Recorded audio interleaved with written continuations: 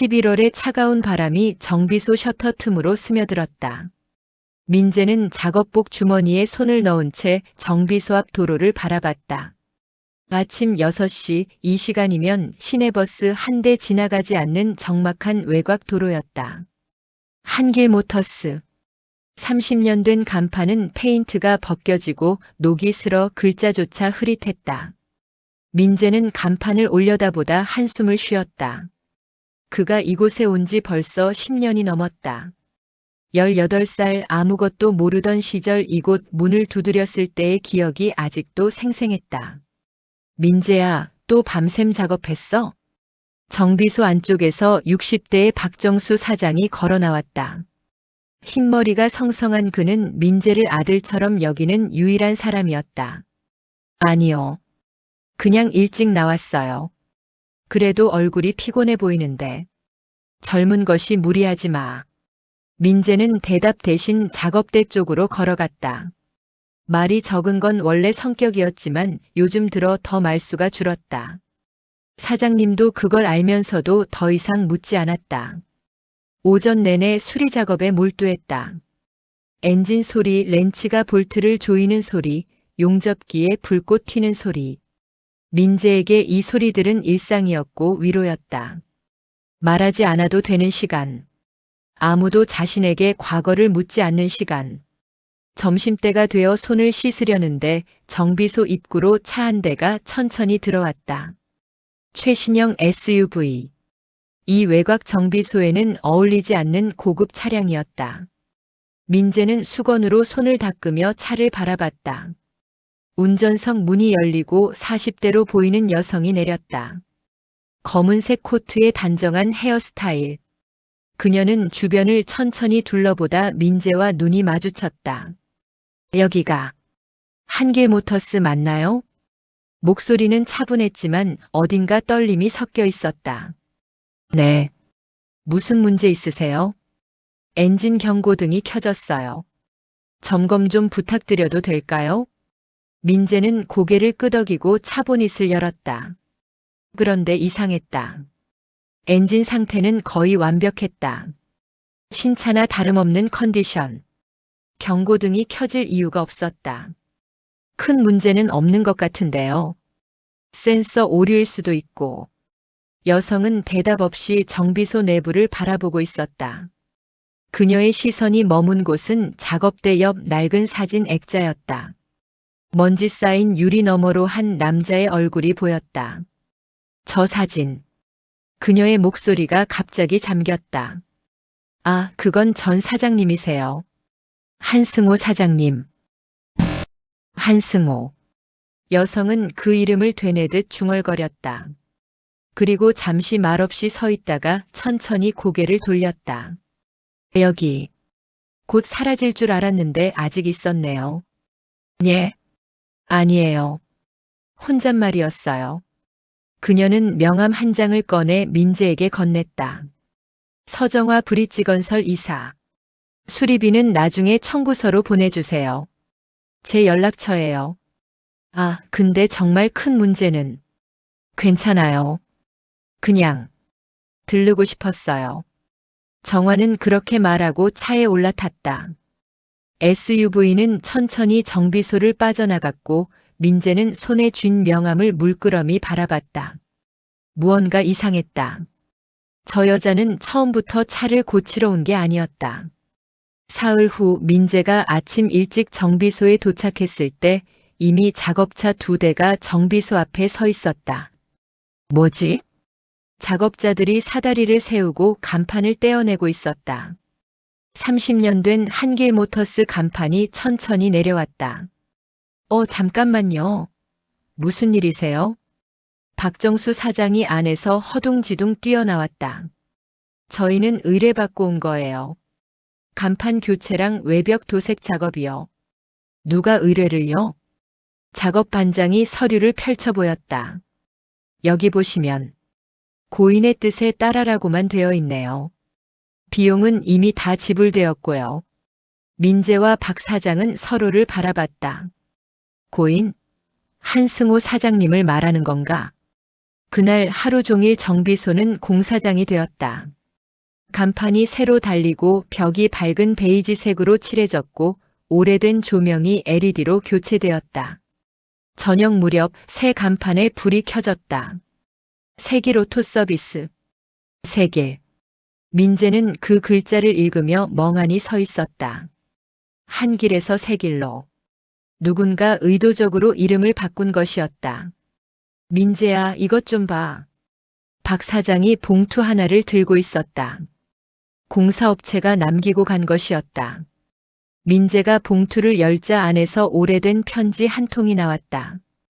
편지는 누렇게 바랜 종이에 흐릿한 만년필 글씨로 적혀 있었다.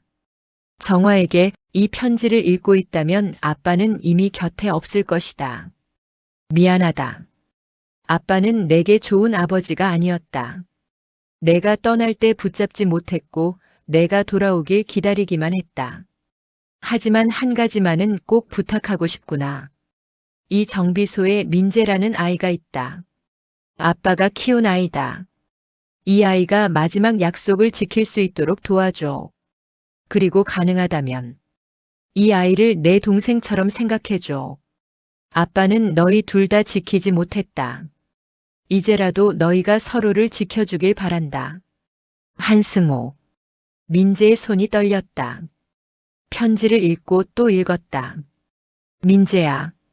박 사장의 목소리가 조심스러웠다. 승호 형님이 너한테 하지 못한 이야기가 있었나 보구나. 민재는 대답하지 못했다. 아니, 대답하고 싶지 않았다. 그저 편지를 접어 주머니에 넣고 작업복을 벗었다. 사장님, 저 먼저 들어가겠습니다. 그날 밤 민재는 잠들지 못했다. 다음 날 오후 정비소에 또 한 번 그 SUV가 들어왔다. 서정화였다. 하지만 이번엔 차를 점검받으러 온 게 아니었다. 그녀는 차에서 내리자마자 새 간판을 올려다봤다. 그리고 천천히 정비소 안으로 걸어 들어왔다. 민재는 작업을 멈추고 그녀를 바라봤다. 당신이 한 거죠? 정화는 고개를 끄덕였다. 네. 아버지가 남긴 편지를 봤어요. 저한테 하실 말씀이 있으세요? 정화는 잠시 망설이다 가방에서 낡은 앨범을 꺼냈다. 페이지를 넘기더니 사진 한 장을 조심스럽게 떼어내 민재에게 건넸다. 민재는 사진을 받아들었다. 그리고 숨이 멎는 것 같았다. 사진 속엔 세 사람이 있었다. 한승호. 그리고 6살쯤 되어 보이는 남자아이. 그리고 10살쯤 되어 보이는 여자아이. 이게 그 남자아이가 당신이에요, 민재 씨. 민재는 사진을 뚫어져라 바라봤다. 기억나지 않았다. 아니, 기억하고 싶지 않았던 기억이었다. 저는 서정화예요. 한승호의 딸입니다. 알고 있었어요. 아버지가 당신을 데려온 건 제가 10살 때였어요. 당신은 6살이었고. 정화는 천천히 말을 이어갔다. 엄마가 돌아가시고 얼마 안 돼서였어요. 아버지는 혼자 저를 키우기 힘들어하셨죠. 그러다 어느 날 당신을 데려왔어요. 아무 설명도 없이. 민재는 아무 말도 하지 못했다. 처음엔 미워했어요. 왜 우리 집에 다른 아이가 들어오는지 이해할 수 없었으니까. 엄마가 없어서 힘든 건 저도 마찬가지였는데. 정화의 목소리가 잠겼다. 그런데 아버지는 당신한테만 관심을 쏟는 것처럼 보였어요. 정비소 일도 당신한테만 가르치고 저녁도 당신이랑만 먹고. 저는 점점 투명인간이 된 기분이었어요. 16살 때 집을 나왔어요. 서울로 올라가서 대학 가고 취직하고 결혼하고. 그렇게 15년을 아버지랑 연락 안 하고 살았어요. 정화는 눈물을 참으며 말을 이었다. 그런데 석 달 전에 아버지가 돌아가셨다는 연락을 받았어요. 민재는 고개를 들었다. 석 달 전 사장님이 연락 안 하셨어요. 박정수 사장님이. 아버지가 그러지 말라고 하셨대요. 당신한테 알리면 당신이 힘들어할까 봐. 민재는 주먹을 쥐었다. 한승호 사장님이 돌아가셨다는 걸 몰랐다. 아니, 정확히는 알고 싶지 않았던 것인지도 몰랐다. 유품 정리하다가 편지를 발견했어요. 저한테 보낸 편지. 그리고 당신 이야기가 나와 있었죠. 정화는 가방에서 또 다른 편지를 꺼냈다. 이건 당신한테 주라고 하신 편지예요. 민재는 편지를 받았지만 뜯지 않았다. 그날도 그 다음 날도 일주일이 지나도록 편지는 작업복 주머니 속에 그대로 있었다. 박 사장은 걱정스러운 얼굴로 민재를 지켜봤다. 민재야, 읽어봐. 승우 형님이 너한테 하고 싶었던 말이 분명 있을 거야. 사장님은 알고 계셨죠? 한승호 사장님이 돌아가신 거. 박 사장은 고개를 끄덕였다. 미안하다. 형님이 그러지 말래서. 넌 이제 내 길을 가야 한다고. 과거에 묶여 있으면 안 된다고. 저한텐 과거가 없어요. 민재는 쓴웃음을 지었다. 한승호 사장님이 저를 데려가기 전 기억은 하나도 없어요. 부모가 누군지도 어디서 왔는지도. 그냥 어느 날 깨어나니 이 정비소에 있었어요. 민재야. 그래서 묻지 않았어요. 한승호 사장님한테도 사장님한테도. 어차피 알아봤자 달라지는 건 없으니까. 하지만 그날 밤 민재는 결국 편지를 펼쳤다. 민재에게 이 편지를 읽을 때쯤이면 아저씨는 이미 없을 거다. 미안하다. 너한테 진실을 말하지 못한 채 떠나게 돼서. 너는 아저씨의 조카였다. 내 아버지는 아저씨 동생이었고, 내가 6살 때 교통사고가 있었다. 내 부모님은 그 사고로 돌아가셨고, 넌 머리를 다쳐서 기억을 잃었지. 아저씨는 그때 너를 데려왔다. 정화가 있었지만 너를 보낼 수 없었다. 넌 아저씨가 지켜야 할 마지막 가족이었으니까. 하지만 그 선택이 정화에게 상처를 줬다는 걸 너무 늦게 알았다. 아저씨는 두 아이 모두를 지키고 싶었는데 결국 둘 다 외롭게 만들었다. 민재야, 넌 이제 이 정비소를 맡아야 한다. 아저씨와 내 아버지가 함께 세운 이 정비소를. 그리고 정화를 봐줘. 쟤는 강한 척하지만 외로운 아이야. 너희 둘이 서로를 지켜줬으면 좋겠다. 그게 아저씨가 하지 못한 일이니까. 한승호. 민재는 편지를 읽고 또 읽었다. 조카. 교통사고. 기억상실. 퍼즐 조각들이 맞춰지기 시작했다. 그래서 한승호 사장님이 자신을 그렇게 아꼈던 것이었다. 죄책감 때문이 아니라 진짜 가족이었기 때문에. 민재는 편지를 꼭 쥐고 바닥에 주저앉았다. 그리고 처음으로 울었다. 10년 넘게 참아왔던 눈물이 터져나왔다. 일주일 후 박정수 사장은 민재를 불러 앉혔다. 민재야, 세기로토 서비스 재개장 행사를 하려고 해. 재개장이요? 그래. 간판도 새로 달았고 시설도 새로 했으니. 동네 사람들 초대해서 작은 행사 한번 해보자. 민재는 난색을 표했다. 저는 사람들 앞에 서는 거 알아. 근데 넌 이제 이 정비소 주인이야. 승호 형님이 너한테 맡긴 거라고. 저는 아직 준비된 사람은 없어. 다들 하다 보면 되는 거야. 박 사장의 말에 민재는 결국 고개를 끄덕였다. 서정화도 행사 준비를 도왔다. 그녀는 건설회사 이사답게 행사 진행과 홍보에 능숙했다. 플래카드도 만들고 음식도 준비하고 초대장도 돌렸다. 민재 씨, 이날은 간단하게라도 인사말 해야 해요. 저는 말을 잘 못해요. 괜찮아요. 진심을 전하면 돼요. 정화는 미소 지으며 말했다. 처음 만났을 때의 차갑고 경계하는 표정은 온데간데 없었다. 정화 씨는 왜 이렇게까지 도와주세요? 민재의 질문에 정화는 잠시 말을 멈췄다. 제가 하지 못한 걸 당신이 하고 있으니까요. 뭘요? 아버지 곁에 있는 것. 저는 15년 동안 도망쳤는데 당신은 여기 남아서 아버지를 지켰잖아요. 정화는 눈물을 참으며 웃었다. 그게 부러웠어요. 그리고 미안했어요. 민재는 처음으로 정화를 똑바로 바라봤다. 그녀도 자신처럼 상처받은 사람이었다. 아니, 어쩌면 자신보다 더 깊은 상처를 안고 살아온 사람이었다.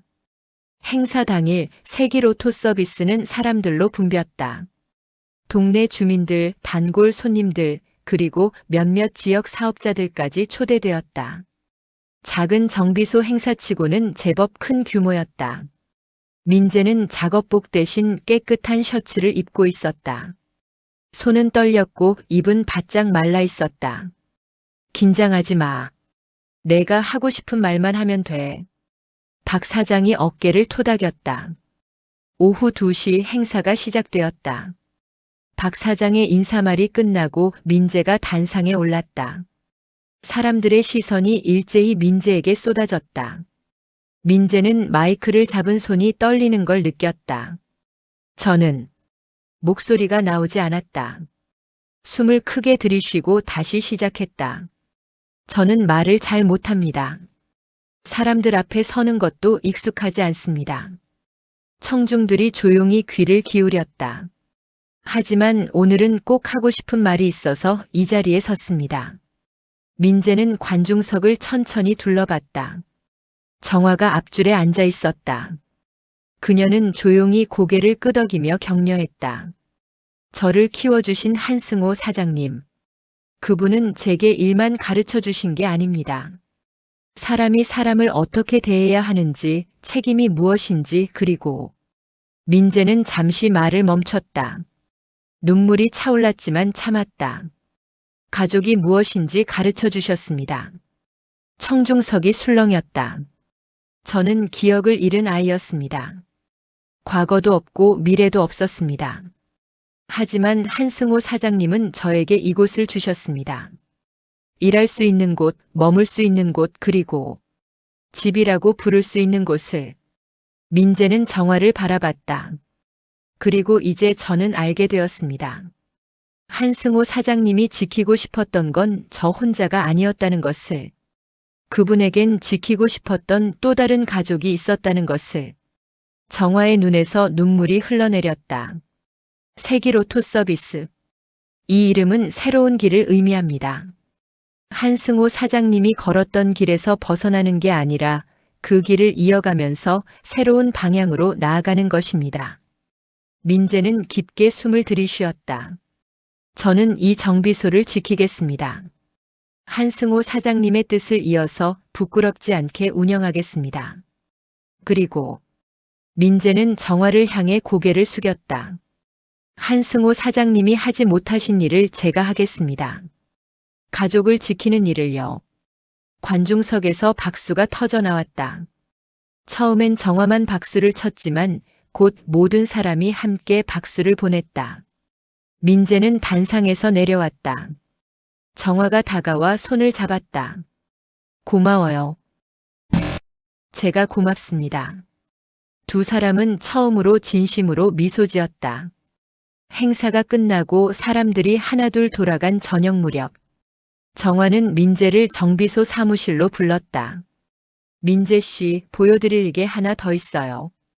그녀는 가방에서 두꺼운 봉투를 꺼냈다. 안에는 오래된 서류들과 사진들이 가득 들어 있었다. 이건 아버지 유품 중에 발견한 거예요. 당신에 관한 기록이에요. 민재는 서류를 펼쳤다. 출생증명서, 병원 기록, 그리고 사망증명서. 고인 한재민 32세, 배수진 29세. 유족 한민재 6세. 사고일자 2005년 3월 15일. 민재는 부모님의 이름을 처음 알았다.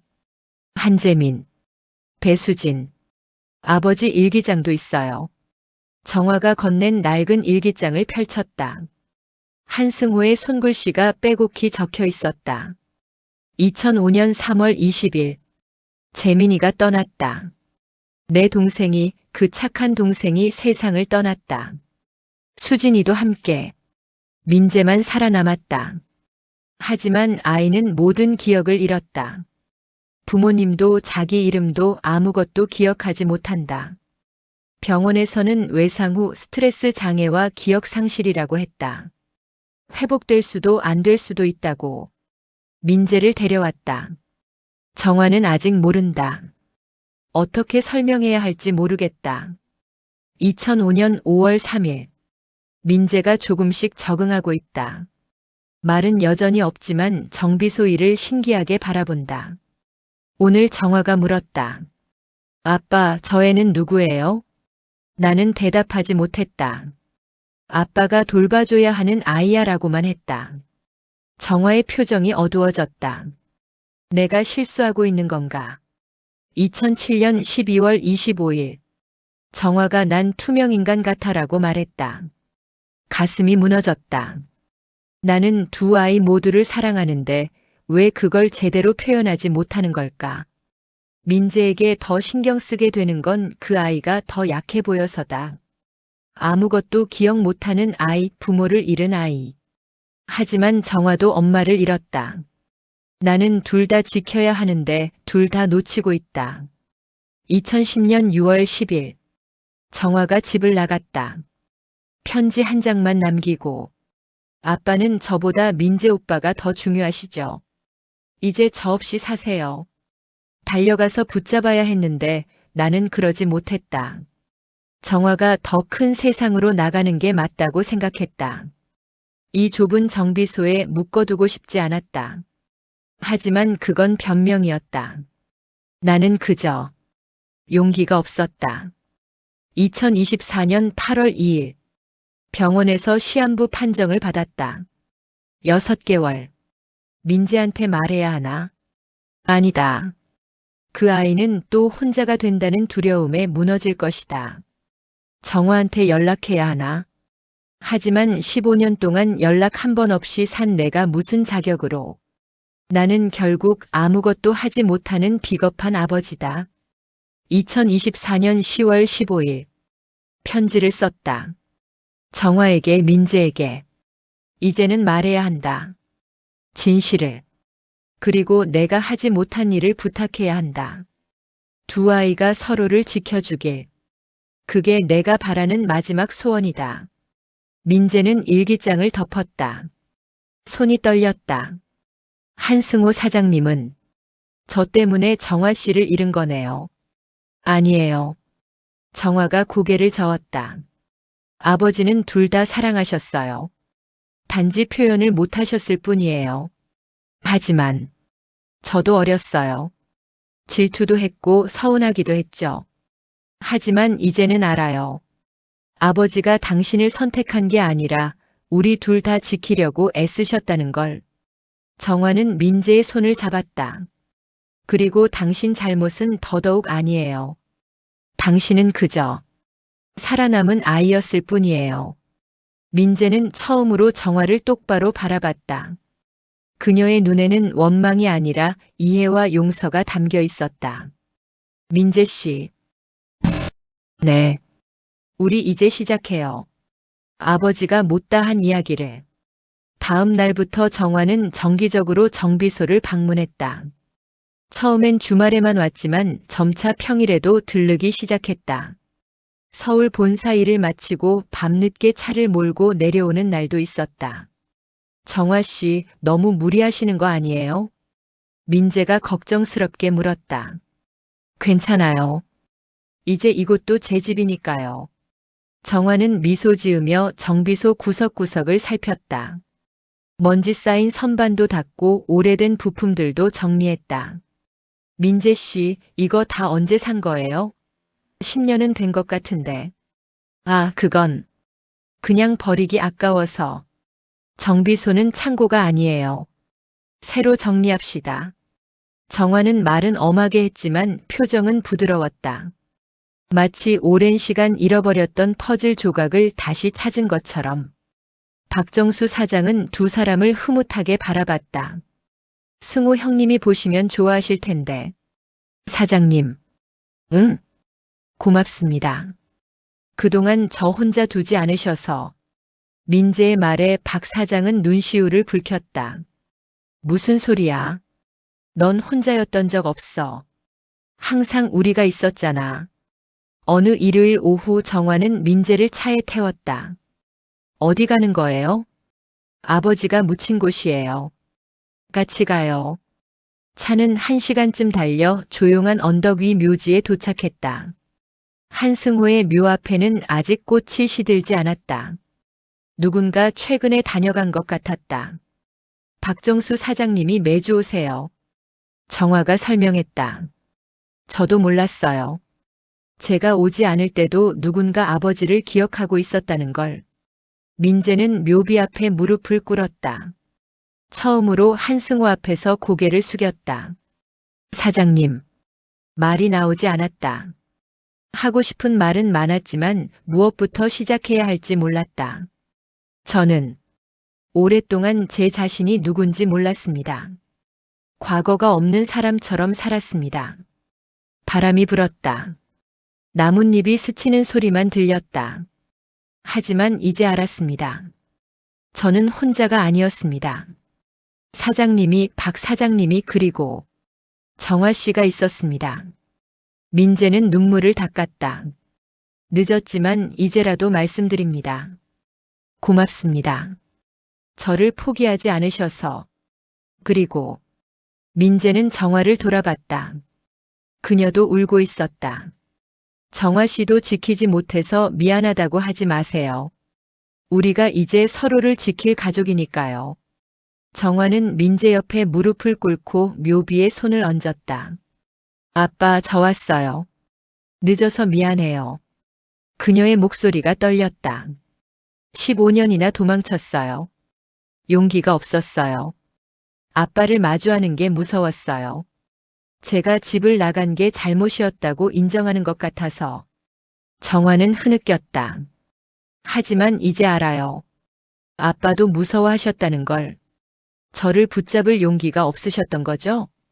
민재는 정화의 어깨를 감싸 안았다. 아빠, 이제 괜찮아요. 민재 씨가 있어요. 그리고 저도 이제 도망가지 않을게요. 우리 같이 아빠가 사랑하셨던 이 정비소를 지킬게요. 두 사람은 한참을 그렇게 앉아 있었다. 말없이 하지만 마음으로 대화하며. 해질녘 묘지를 떠나기 전 민재는 뒤돌아봤다. 사장님, 약속 지킬게요. 세기로토 서비스 잘 지키겠습니다. 그리고 정화를 바라봤다. 그리고 누나도 지킬게요. 정화는 처음으로 밝게 웃었다. 누나? 정화 씨가. 아니, 누나가 4살 위잖아요. 이제 그렇게 불러도 될까요? 정화는 눈물을 닦으며 고개를 끄덕였다. 그래. 좋아. 몇 달이 흘렀다. 세기로토 서비스는 단순한 정비소를 넘어 지역의 작은 커뮤니티 공간이 되었다. 정화는 서울 본사 업무를 조정해 주 3일은 정비소에서 일했다. 경영과 홍보를 맡았고 민재는 기술을 담당했다. 민재야, 오늘 예약이 5건 더 들어왔어. 5건이요? 주말에? 그래. 소문이 났나 봐. 세기로토 서비스는 사람을 고친다고. 사람을요? 정화는 웃었다. 차도 고치지만 주인 마음도 함께 고쳐준다고. 내가 손님들 이야기 잘 들어주잖아. 민재는 쑥스럽게 고개를 저었다.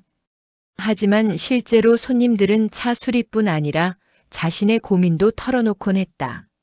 민재는 말은 적었지만 경청은 잘했다. 누나도 서울 일은 괜찮아요? 응. 사실 회사에 사표 냈어. 예. 민재는 놀라서 렌치를 떨어뜨렸다. 이사 자리까지 올라갔는데 더 중요한 게 생겼거든. 여기가 더 중요해. 정화는 정비소를 둘러봤다. 여기가 우리 집이잖아. 아빠가 남기신 집. 민재는 말없이 미소 지었다. 그날 저녁 두 사람은 정비소 앞 벤치에 나란히 앉았다. 해가 지고 간판 불이 켜졌다. 세기로토 서비스. 민재야. 네, 누나. 우리 잘하고 있는 거 맞지? 모르겠어요. 하지만 후회는 없어요. 정화는 고개를 끄덕였다. 나도 후회 없어. 얼마 후 박정수 사장이 퇴근하며 두 사람에게 손을 흔들었다. 너희들 내일 늦게 나와. 오늘 고생했어. 사장님도 조심히 들어가세요. 사장의 차가 멀어지고 정비소는 조용해졌다. 민재야, 혹시 과거 기억나는 거 있어? 정화가 조심스럽게 물었다. 민재는 고개를 저었다. 아니요. 여전히 아무것도 기억나지 않아요. 그래도 괜찮아? 네. 이제는 괜찮아요.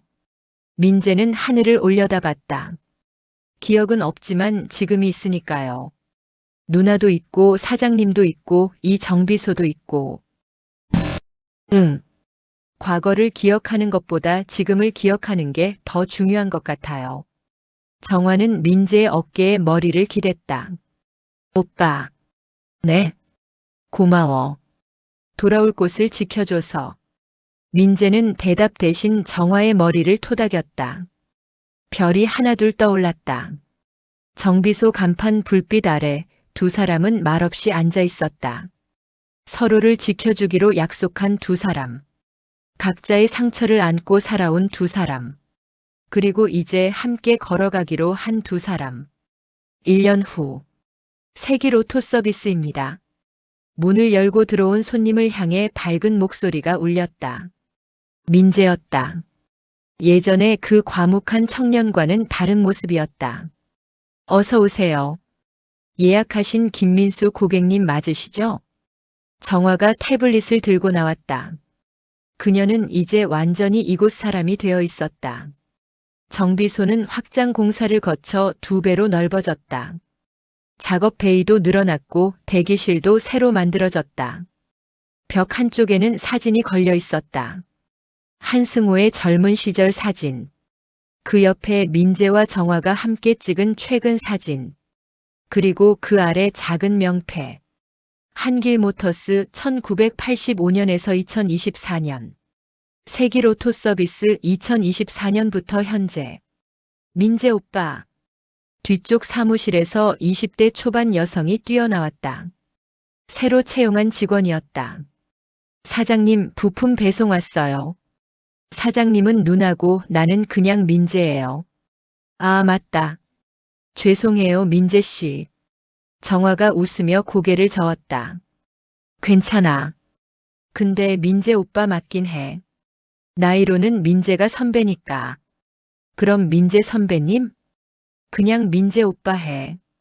직원이 까르르 웃으며 안으로 들어갔다.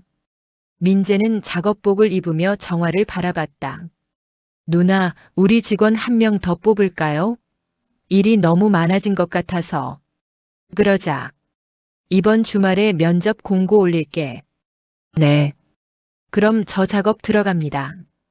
민재가 작업장으로 들어가려는데 정화가 불렀다. 민재야. 네.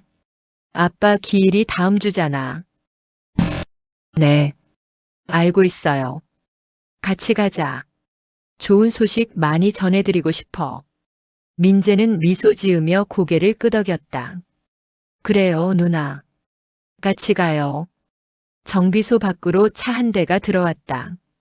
새로운 손님이었다. 민재는 렌치를 들고 밖으로 나갔다. 정화는 태블릿을 확인하며 따라 나갔다. 두 사람의 하루는 바쁘지만 따뜻했다. 서로를 지켜주는 두 사람. 한승호가 꿈꿨던 바로 그 모습으로. 세기로토 서비스의 간판이 오늘도 환하게 빛나고 있었다.